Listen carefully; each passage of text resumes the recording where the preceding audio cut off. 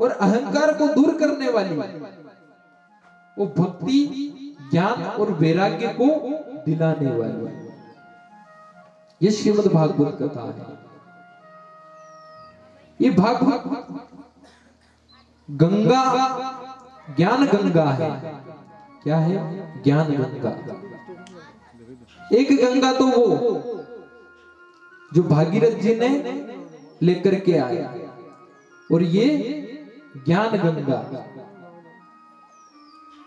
ये परमात्मा का जब वामन अवतार हुआ, जब परमात्मा ने भूमि को नापा, जब भगवान का पैर लगा तो वहां कहते ना, चरणों से निकली गंगा प्यारी जिसने सारी दुनिया तारी। तो ये परमात्मा के पैरों से निकलकर फिर आई। तो ये है कौन सी गंगा? जो हरिद्वार के अंदर बहती है वो गंगा। ये कौन सी गंगा? ज्ञान गंगा। तो इस ज्ञान गंगा के अंदर अगर अपन डुबकी लगाएंगे और इस ज्ञान गंगा के अंदर अपन जो मांगेंगे वो मिलेगा। आप चाहे मन, अगर मन आपका सही है और भाव है, और अगर परमात्मा से आप जो मांगना चाहोगे वो आपको इस 7 दिवस के अंदर मिलेगा। इस 7 दिन जो आपके पास हैं, उन 7 दिन के अंदर आपको देखना है कि हमें क्या करना है। भक्ति, ज्ञान, वैराग्य, आपको जो चाहिए। भक्ति तो परमात्मा, अगर भक्ति का आजकल भक्ति नहीं रही तभी तो दुख है सबसे ज्यादा। भक्ति लोगों के अंदर रही नहीं है। अगर भक्ति होती तो आज कोई तकलीफ ही नहीं आती। आप कहो कि कथा में चलना है तो वो कथा में नहीं आता है। नहीं, यही कहीं डिस्को हो रहा हो या कहीं जाना हो तो वो दौड़ता हुआ चला जाता है। परमात्मा के यहाँ आने में उसे शर्म आती है, और कहीं पे भी चला, उसको कहीं भेज दो और तो पूरी दुनिया के अंदर वो चला जाएगा। परंतु परमात्मा की कथा में आना, कीर्तन में आना, भगवान के भजन में आना, यहाँ उसे टाइम नहीं। कहते ना कि वहां कथा हो रही, चलो यार टाइम नहीं मेरे पास। पर ये देख ला, टाइम कब किसको मिलता है? किसी को नहीं मिलता।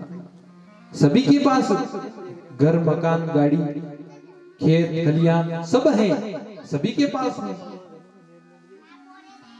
पर एक घड़ी, आधी घड़ी, आधी में बुनियाद, तुलसी संगत साधु की हरे कोटि अपराध। परमात्मा के लिए आप ज्यादा समय नहीं निकाल पाओ, कोई दिक्कत नहीं। एक घड़ी, तुलसीदास जी ने कहा है, एक घड़ी, आधी घड़ी, आधी में बुनियाद, तुलसी संगत साधु की हरे कोटि अपराध। कि परमात्मा में आप कलयुग के अंदर कहा ना कि भगवान में 24 घंटे आपकी भक्ति नहीं कर सकता। क्या कहा? संतों ने बहुत विचार करके ग्रंथ लिखे हैं। जो भी ग्रंथ लिखा गया है महापुरुषों ने बड़े सोच समझ के लिखे हैं, क्योंकि संतों को पता था, संतों को पता था कि कलयुग के लोग इतने भजन नहीं कर पाएंगे, इतना कीर्तन नहीं कर पाएंगे। तो उन्होंने सरल शब्द दे दिया। क्या? कलयुग केवल नाम आधारा, सुमिर सुमिर नर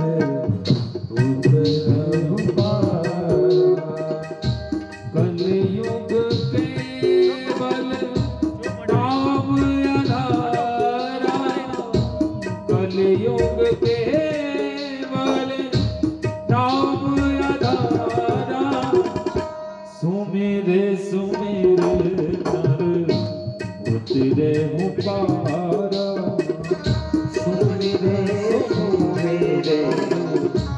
उतरे पारा।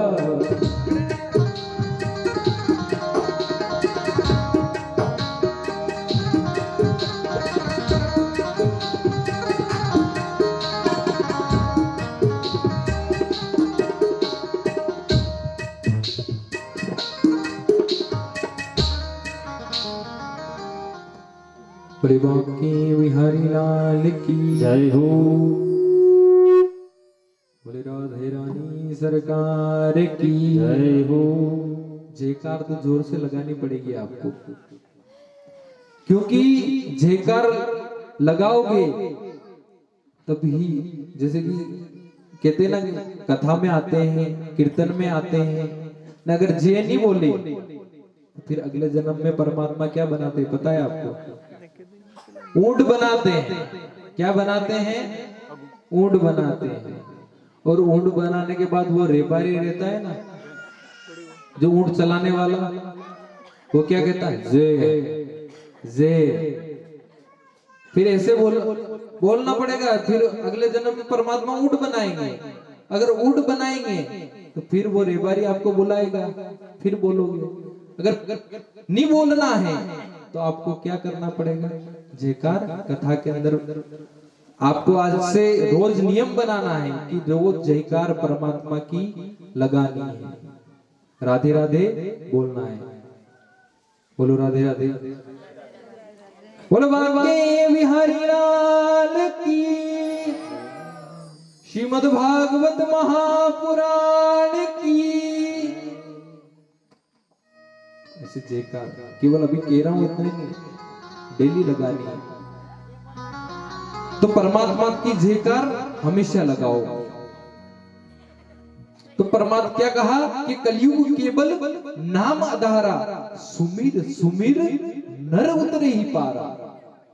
अगर कलयुग के अंदर केवल परमात्मा का आप नाम लोगे, इतने में भवसागर पार हो जाओगे।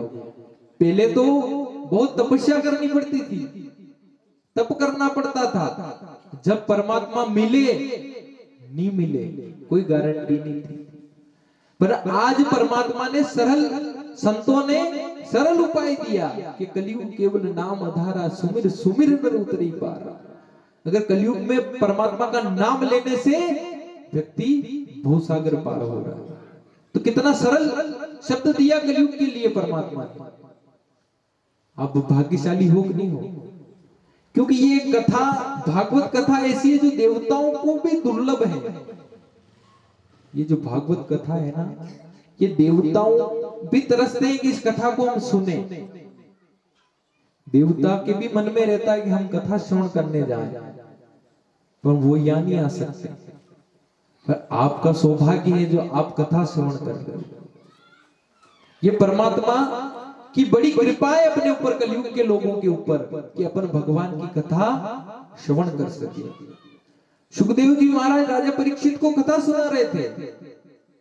जब देवता कलश, अमृत का कलश लेकर के आए, और अमृत का कलश लेकर के आए, और सुखदेव जी महाराज से कहा उन्होंने कि परमात्मा आप ये कलश ले लो और राजा परीक्षित को ये अमृत पिला दो और हमें कथा श्रवण करवा दो।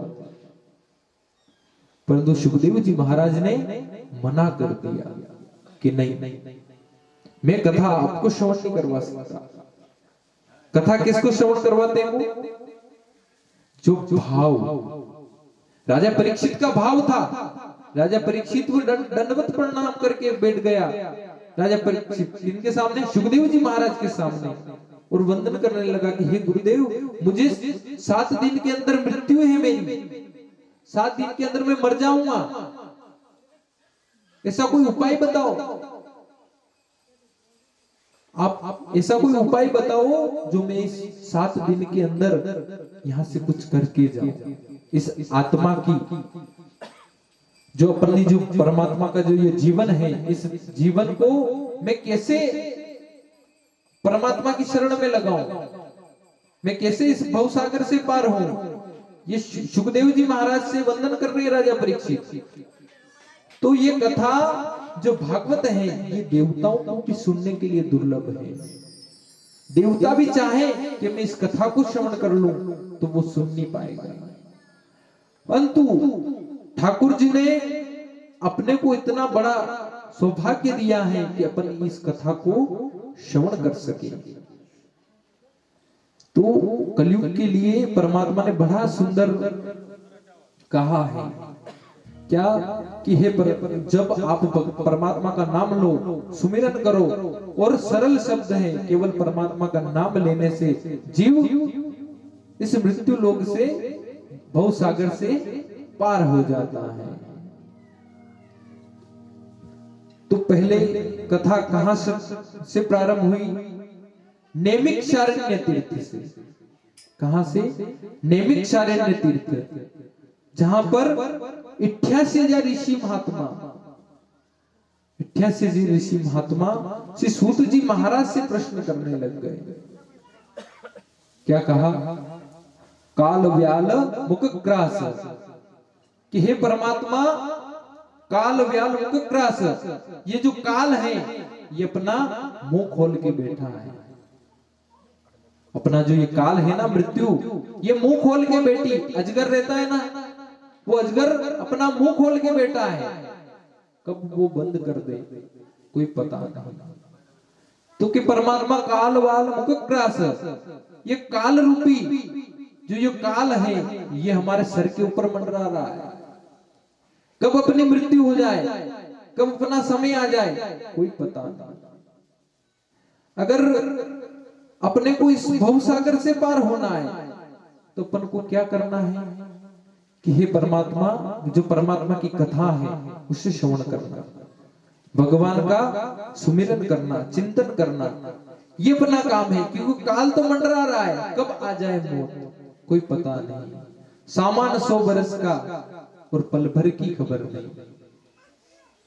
ये 100 साल की उम्र है, पर इसकी कोई गारंटी नहीं है कि आज आप यहाँ कथा सुन रहे हो या कल मैं कथा कह पाऊं या आप यहाँ आ पाओ, कोई भरोसा नहीं। समय का कोई भरोसा नहीं है, ये समय कब आ जाए। तो ये काल रूपी जो मंडरा रहा है, तो ये जो काल है ना, ये काल कब आ जाए इसका कोई पता नहीं। तो हमेशा याद रखो कि भगवान का अपन को चिंतन करना है, मनन करना है। और 7 दिन मिले हैं, इस 7 दिन के अंदर आप परमात्मा का सुमिरन करो, कीर्तन करो। और एक बात और, कि जो आप आते हो ना कथा के अंदर, तो कथा के अंदर और व्यक्ति को लेकर के आओ, उनसे भी कहो कि चलो वहां कथा हो रही है। यहाँ कोई किसी एक निजी का काम नहीं है, ये व्यक्तिगत नहीं है। यहाँ कथा परमात्मा की जो ये कथा है, ये कथा सबके लिए है। इसमें जाति पाति भी नहीं है कि ये जाति वो, ऐसा भी नहीं। परमात्मा की यहाँ कोई जात, कोई भी ऐसी कोई जातिवादी वाला कोई काम नहीं है। यहाँ जो कथा सुनने के लिए आता है, श्रवण करने के लिए आता है, उसे परमात्मा की कथा मिलती है, उसे परमात्मा अपनी शरण में लेते हैं, है ना। तो कभी भी जो व्यक्ति लेकर के आता है उसे आधा पुण्य मिलता है। अगर आप किसी को कहोगे ना वहां कथा चल रही चलो, तो उसका जो कथा श्रवण करने आ रहा व्यक्ति, उसका आधा पुण्य भी आपको मिलेगा। तो अगर कर्म करते हैं अपन परमात्मा, जैसे कर्म कौन से जगह आप लेकर के आ रहे हो उनको, तो ये आप कर्म कर रहे हो, तो इस कर्म का फल भी आपको मिलेगा। तो कर्म प्रधान विश्व करी राखा, जो जिस करत वही फल चाका। अगर अपन कर्म अच्छा करेंगे तो परमात्मा अपने साथ हमेशा खड़ा रहेगा। अगर अपन ने कर्म सही नहीं किया, अगर अपन कर्म सही नहीं करते हैं, तो फिर क्या होता है, इस 84 लाख योनियों में फिर अपन को भटकना पड़ता है। अगर 84 लाख योनियों में नहीं भटकना है तो अपन को भगवान का कीर्तन करना है, भगवान का भजन करना है, भगवान का सुमिरन करना है। तो ये काल रूपी चक्र मंडरा रहा है, ये कब मृत्यु हो जाए कोई पता नहीं। तो इसीलिए श्रीमद् भागवत के अंदर अगर काल भी आ रहा है तो उसे कैसे टाला जाए, अपनी मुक्ति कैसे हो जाए, ये श्रीमद् भागवत के अंदर सुखदेव जी महाराज राजा परीक्षित को सुनाते हैं।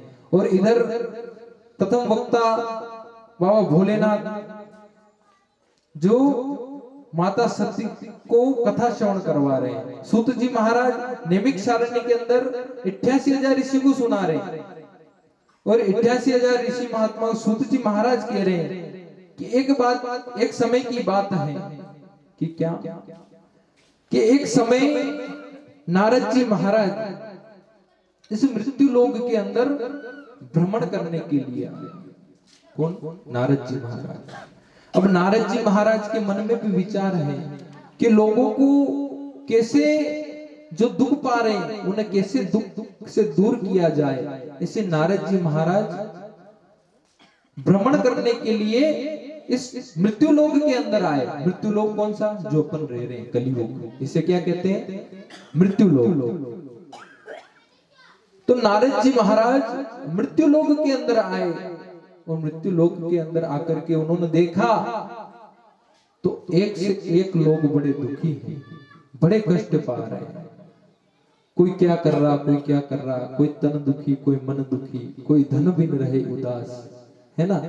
थोड़े थोड़े सब दुखी, सुखी राम के दास। तो हर व्यक्ति दुख पा रहा है। तो नारद जी महाराज ने मन में क्या विचार किया कि हे कि इस संसार के अंदर हम कैसे मुक्त हो और इन कलयुग के लोगों का उद्धार कैसे हो, इस कलयुग के लोगों का उद्धार कैसे हो। ऐसे नारद जी महाराज के मन में विचार आया। तो नारद जी महाराज ने क्या किया कि कथा कौन करें?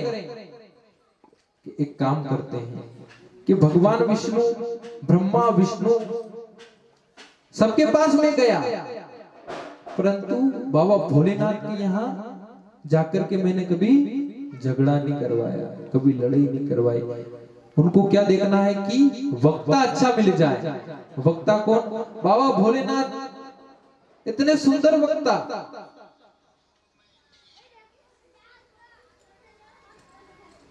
बाबा भोलेनाथ इतने सुंदर वक्ता। तो नारद जी महाराज के मन में क्या कि अगर बाबा भोलेनाथ अगर कथा करेंगे तो कितना सुंदर रहेगा। तो कि बाबा भोलेनाथ कथा करेंगे कि हाँ, कि कैसे? तो नैमिषारण्य तीर्थ में 88,000 ऋषि महात्मा सूत जी महाराज से प्रश्न करते हैं और सूत जी महाराज 88,000 ऋषि महात्मा को समझाते हैं क्या कि अगर कथा श्रवण करनी है और इस मृत्यु लोक के लोगों को इस पाप से, दुख से दूर करना है तो एक उपाय है कि क्या कि एक बार की बात है, देवऋषि नारद जी महाराज भ्रमण करते हुए मृत्यु लोक के अंदर आए और मृत्यु लोक के अंदर आकर के वो किसके पास गए? माता पार्वती, माता सती के पास जाते हैं। और माता सती के पास सभी देवताओं के बीच में झगड़ा हो गया, परंतु कभी भगवान शिव के और माता सती के कभी झगड़ा नहीं हुआ। तो क्या कि नारद, देखो नारद जी महाराज ऐसे भी हैं कि जब तक नारद जी के दर्शन नहीं हुए तो परमात्मा भी नहीं मिलते। और जिसने नारद जी महाराज के दर्शन हुए उनको परमात्मा मिले हैं। किनको? ध्रुव जी महाराज। ध्रुव जी महाराज को भी सर्वप्रथम कौन मिला था? नारद जी महाराज। माता पार्वती के भी गुरु कौन है? नारद जी महाराज। और सूत जी महाराज के गुरु कौन है? आपने भी कथा श्रवण करी होगी, भागवत सुनी होगी। सूत जी महाराज के गुरु कौन है? किसी को पता है? सूत जी महाराज के कौन है गुरु? सुखदेव जी महाराज। कौन है? सुखदेव जी महाराज। वो कथा श्रवण करवा रहे थे। उनके पिता पाराशर, अग्नि, व्यास वगैरह सभी ऋषि महात्मा वहां बैठे हुए। और कथा कौन कह रहा? सुखदेव जी महाराज। जो उनके दादा परदादा सब कहां बैठे? नीचे बैठे हुए। और सुखदेव जी महाराज का व्यासपीठ के ऊपर बैठे और कथा श्रवण करवा रहे। तो नारद जी महाराज ने सोचा कि अच्छा वक्तव्य कौन करे कि बाबा भोलेनाथ से सुंदर कोई दिखता नहीं, दिखने में भी सुंदर और अगर उनके मुखारविंद से कथा श्रवण करवाई जाए तो बहुत बढ़िया है। तो कि क्या किया जाए कि चलते हैं आज बाबा भोलेनाथ के पास, कि बाबा भोलेनाथ के और माता सती के बीच में आज झगड़ा करवाया ही सही। अब नारद जी महाराज चलते हुए किसके पास गए? कैलाश पर्वत पर। किसके पास? माता सती के पास। और माता सती के पास जाकर के माता सती ने देखा कि आज नारद जी आए हैं। कि महाराज कि हाँ, कि आज यहाँ कैसे? कि माता कोई बात नहीं ऐसी तो, पर मैंने सुना है कि आजकल लोग बड़े बनावटी बन गए हैं। कि बनावटी? कि माता लोग बड़े आजकल मतलबी हो गए। कि मतलबी? कि मतलब से याद करते हैं, वो बिना मतलब के याद नहीं करते। वो मतलबी बन गए हैं, वो अपने मतलब से याद करते हैं। मतलब से याद करते हैं कि हाँ, कि मतलब क्या? कि अच्छा ये बताओ कि बाबा भोलेनाथ आपसे प्रेम करते हैं? कि हाँ, मेरे से बहुत प्रेम करते हैं। कि कैसे? कि प्रेम कैसे? कि हर एक बात आपको बताते हैं? कि हाँ, हर एक बात हमें बताते हैं, हर एक बात बताते हैं, कुछ भी नहीं छुपाते। कि कुछ भी नहीं छुपाते। तो अच्छा माता एक बात बताऊं? कि हाँ। अच्छा, जो भगवान शिव के गले में जो वो मुंडों की जो माला है वो किसकी है? तो माता सती के मन में आया कि यार बाबा भोलेनाथ ने ये बात तो मेरे को कभी बताई नहीं। क्या मन में क्या विचार आया कि बाबा भोलेनाथ ने मुझे ये बात तो कभी बताई नहीं कि वो जो दिन रात उस मुंडों की माला को लेकर के घूमते रहते हैं, ये माला किसकी है? अब मन में ये विचार आया तो अब वो क्या करने लगे कि आज बाबा भोलेनाथ को आने दो। आज रात, आज बाबा भोलेनाथ आए ना, आज झगड़ा तैयार है। अब नारद जी महाराज माता सती को कहकर के चले गए। और माता सती को कहकर के नारद जी महाराज जब कैलाश से जाने लगे तो रास्ते में बाबा भोलेनाथ मिल गए। तो नारद जी महाराज ने कहा कि बाबा, कि हाँ, कि माता सती ने तुम्हें याद किया है। तो बाबा भोलेनाथ ने सोचा कि तुम वहां गई हो तो जरूर याद किया होगा मुझे, है ना? क्यों? एक कहते कि नारद, कहते ना लोग कि ये नारद बनता फिरता है, इधर उधर की बातें करता रहता है। तो नारद जी महाराज जब चाहे तो परमात्मा से मिला दे, है ना? नारद जी महाराज के दर्शन होंगे, जब भी परमात्मा के दर्शन होंगे। तो इधर भगवान शिव से क्या कहा कि भगवान माता सती ने आपको याद किया है कि हाँ, आप घर से आए हो तो जरूर याद किया होगा। अब माता सती के मन में विचार, माता सती ने क्या किया? पहले क्या जमाने में क्या होता था? कोप भवन बनाए जाते थे। क्या बनाए जाते थे? कोप भवन। कोप भवन मतलब समझते हो? अपन कई वे गुस्सो आवे, री लागे ने रीस जनने की, उसको क्या बोलते हैं? कोप भवन। वो अलग से बनाया जाता था, उसके अंदर लड़ाई झगड़ा होता था तो वो उस कोप भवन के अंदर ही होता था। अगर कोई कोप भवन के अंदर चला गया तो समझ लो कि आज कोई ना कोई बात है। अब कोप भवन के अंदर माता सती जाकर के बैठ गई। अब बाबा भोलेनाथ चलते हुए कैलाश पर्वत पर गए तो उन्होंने क्या देखा कि माता सती दिख नहीं रही। तो नंदी और उनके जो गण थे उनसे पूछा कि सती कहां गई? सती कहीं दिख नहीं रही। कि महाराज क्या बताऊं, सती माता कोप भवन के अंदर है।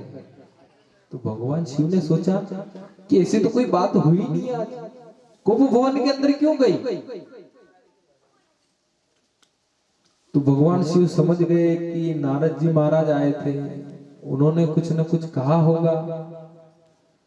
अब बाबा भोलेनाथ ने सोचा कि कुछ न कुछ तो आज बात है। अब बाबा भोलेनाथ उस कुटिया के अंदर जो कोप भवन बना है, उस कोप भवन के अंदर गए और कहने लगे, सती, ए सती, सती। तो माता सती, भगवान शिव इधर आते तो इधर मुंह घुमा देती, भगवान शिव इधर आते तो वो पीछे मुंह घुमा देती। अब बाबा भोलेनाथ से बात नहीं करते। बाबा भोलेनाथ सोच रहे हैं कि सर क्या हो गया जो आज ये हमसे बात नहीं कर रही, हमसे कुछ कह नहीं रही। मैं यहां से गया था जब तो बड़ी प्रसन्न थी, ऐसी कोई बात थी नहीं। अब माता सती से बार बार कहने लगे, अरे सती बताओ तो सही, बात क्या है, क्या हुआ। तो माता सती कहने लगी कि भगवान